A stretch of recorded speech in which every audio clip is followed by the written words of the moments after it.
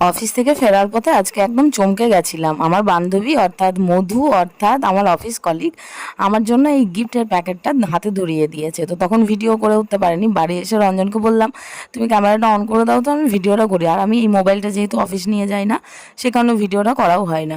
তো দেখুন দিয়েছে একটা গোলাপের এরকম তোড়া, 3টে গোলাপ আছে, কি সুন্দর না! এরকম গোলাপ পেতে কার না ভালো লাগে, সাথে একটা র্যাপ করা গিফট।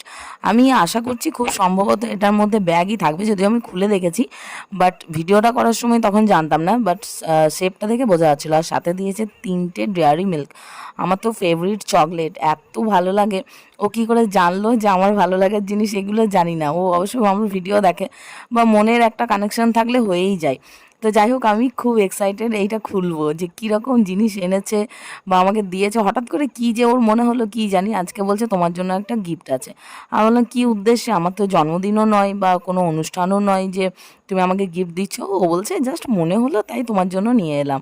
বেশ ভালো লাগলো, এরকম গিফট পেতে খুবই ভালো লাগে। ছোটোখাটো হোক কি বড়সড় হোক, যেমনই হোক, গিফট গিফট গিফট হিসেবে কোনো টাকার দাম হয় না।